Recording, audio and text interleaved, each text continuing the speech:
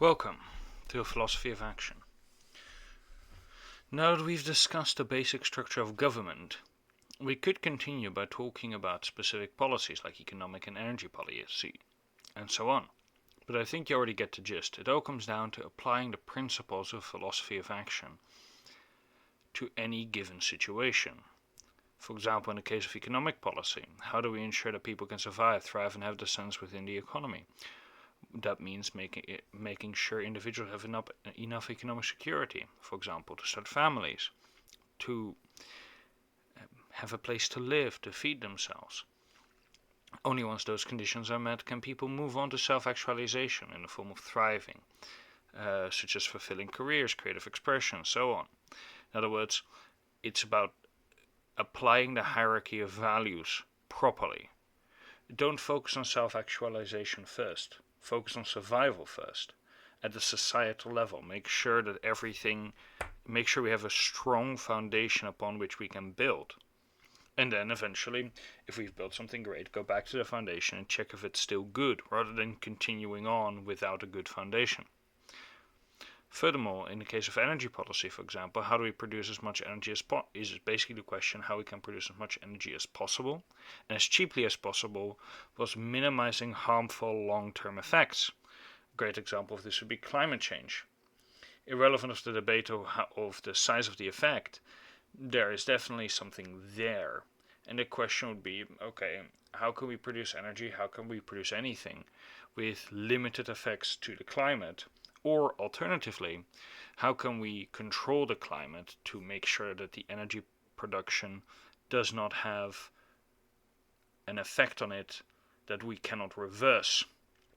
So either you can focus on reversing the effect, or you can focus on preventing the effect. And the question is basically, well, which one is more efficient? Now, the philosophy of action framework, as we just discussed, talks about having descendants, surviving and thriving. And this applies at every level of human organization. Individuals, families, communities, businesses, nations, etc. And when we talk about the full accounting, I mean that we have to consider all those levels and across time. More specifically, you have to go, well, all those levels, of course, have their own hierarchy, as discussed before, where the highest level is less relevant to you as an individual relative to the lowest level. But you still have to take it all into account. But more importantly, it's about the total time frame, because we exist in a space which is moved by time. In other words, if something benefits me now, I have to also make sure it will benefit me in the future, or rather I have to make sure it doesn't handicap me in the future. If something handicaps you in the future, it does not matter that it benefits you now, unless it's a survival case, of course, because eventually it's just going to be less effective at achieving your goals. That is one of the most important part about the full accounting. The case of climate change is quite important.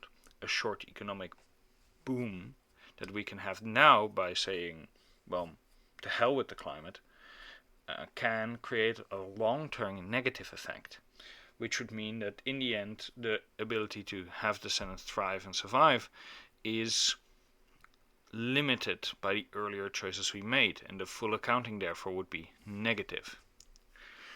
Now, the way we talked about earlier, about natural selection, about survival of the fittest, and how nature itself is the judger of every action, whether or not it's moral or not, by showing you, or rather by, after all is said and done, seeing how many descendants you have, if you have any to begin with, and if you continue to exist in some way.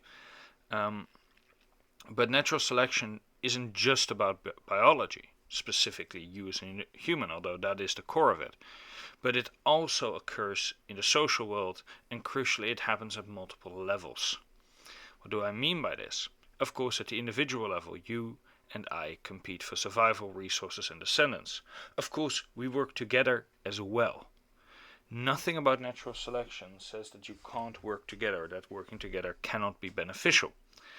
But fundamentally, in a in a pool of limited resources, first large groups and then smaller and smaller groups will start competing for those limited resources.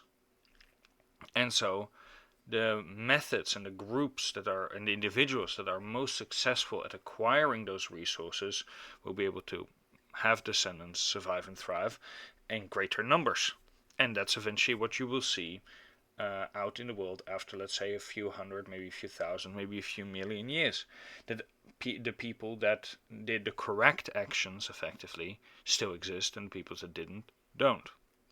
But this also applies to, like I said before, groups in the form of family, businesses, associates, etc. Key there being, for example, in the case of businesses, in a capitalist system, or in any market system, to be honest, there is some form of competition, some form of struggle for survival. In the business sense, of course, who makes more money, and more specifically, making enough money to sustain your own business.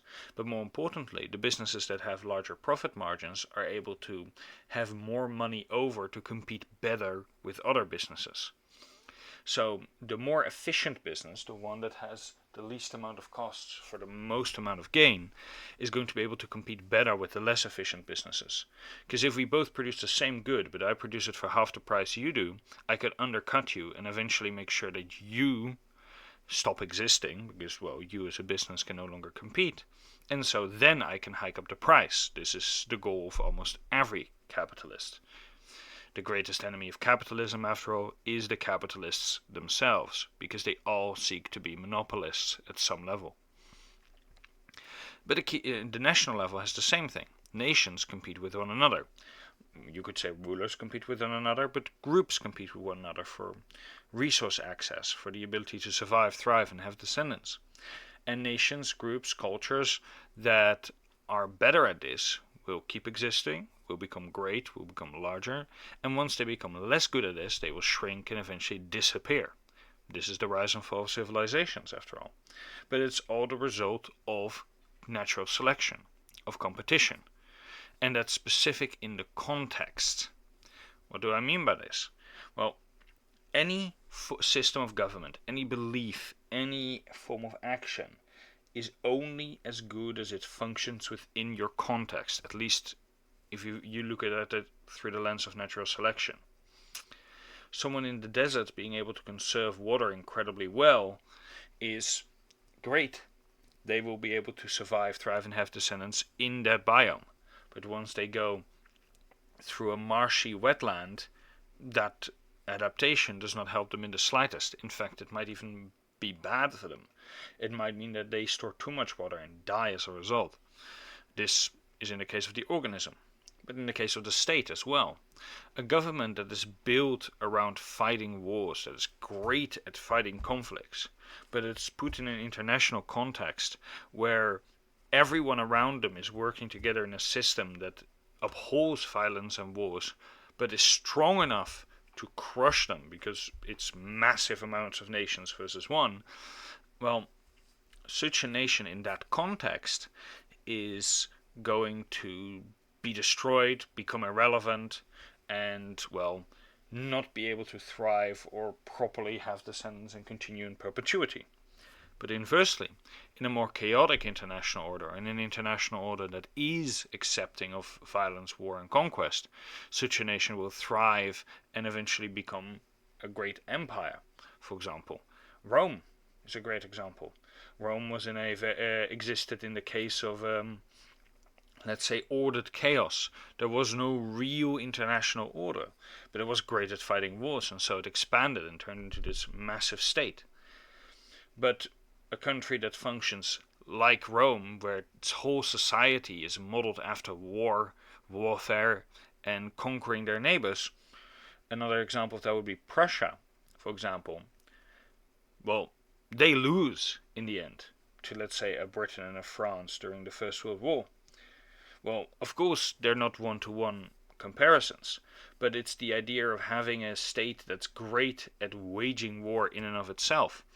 But when the context changes, its ability to survive, thrive, and perpetuate itself is hampered by the fact that their institutions and their existence is predicated on a context that no longer exists, and thus makes them inefficient and eventually cease to exist, or at least cease to be relevant.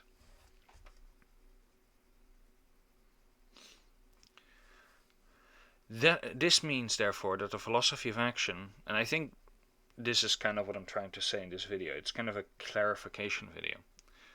A philosophy of action does generate objective morality, specifically objective morality which is outside of humanity itself. Because again, we look at the principle of natural selection and apply it as a moral principle. And we can see it in every animal, in every bacteria, everywhere throughout the world. We can see it writ large, being applied by every being in existence. However, natural selection, and just like that, the morality of philosophy of action, is context dependent. What that means is that morality is not merely relative, it isn't anything goes, because it is rooted in these objective conditions of survival, thriving, and continuity. But because the conditions to achieve those goals change, what is moral changes too. That's why two individuals can both act morally, even if their actions conflict. If I fight you for resources to secure my family's future, I'm doing something right. And if you do the same, you're also doing something right. And competition is simply the mediator to select the better person in that specific context via endurance. This framework raises some challenging questions.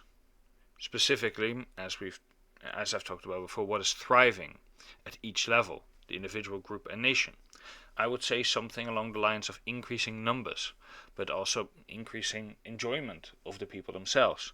People enjoying themselves and being in larger numbers. Being in larger numbers, of course, being greater, because it also at some level at least helps with surviving and having descendants. However, enjoyment is also a form of thriving. But the key, therefore, is that thriving is the least important of the three core values. Can cooperation ever fully replace competition is another great question. Because as I talked about before, it doesn't mean that you're always competing. Cooperation is important. We can always cooperate with one another, or at least we should always attempt to cooperate with one another first, if we can. Because in the end, if we work together, we can be stronger together and work together towards survival in a better and more sustainable way. After all, if you get sick, injured, or whatever, you need to get someone to help you with that. And if you aren't capable of cooperating because you have been focused purely on the competition part of natural selection, well, you're not going to survive, you're not going to thrive, and you're not going to endure. And of course, what happens when group survival requires sacrifice from individuals through taxation, conscription, and other obligations? I think the key here is simple. All of the sacrifices of an individual can be justified, even to the individual, in the societal context, as long as that society can and is repaying the individual through having descendants surviving and thriving. Key here being having descendants. In the form of in the military context, for example, only send fathers after war, so that they at least have a child to fight for. So they know that even if they die, their society can protect their children. Sending someone who hasn't even had the opportunity to have descendants yet off to war and having them die is effectively dooming them through personal evil and dooming them to natural irrelevance. And of course, how exactly does objective but contextual morality differ from simple relativism? That's a question I've asked myself a lot. And I think it comes down to this. There is an objective standard to which we can judge people in this case.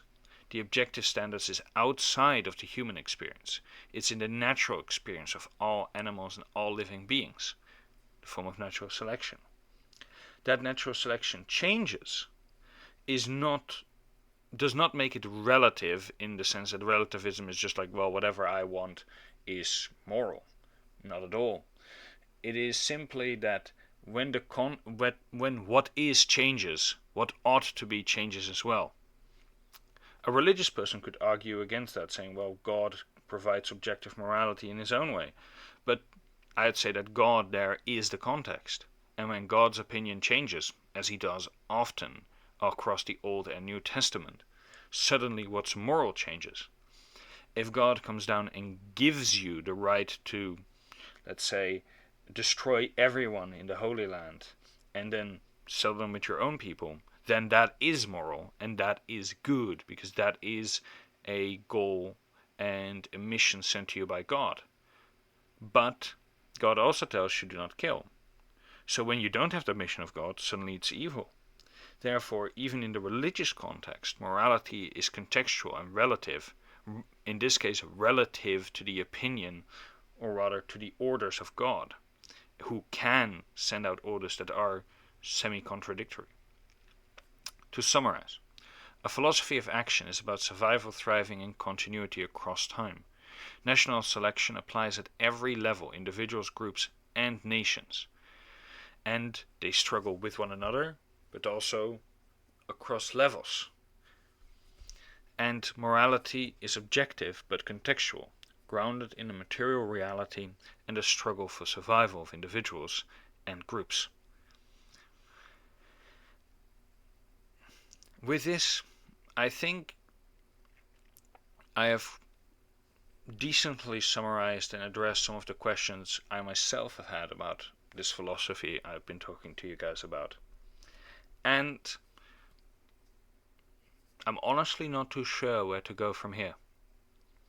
I might re-edit all these videos with some interesting graphics to look more interesting, and I might talk more concretely about modern news or about historical cases. We've talked before about certain types of policy. Maybe I'll revisit economic policy as earlier discussed and energy policy. But I might also start making videos about specific forms of natural selection, how things seem to have come about. For example, well, why does Christianity become so great? Or why did Islam grow? What about their context makes them such large religions? Or states? Why did Rome become successful and Carthage didn't? But then why did Germany fail at controlling Europe but the Americans succeed? Even though it's in some ways the same struggle between a land militarist power and a naval economic power. But that's all for a later date. Have a good day.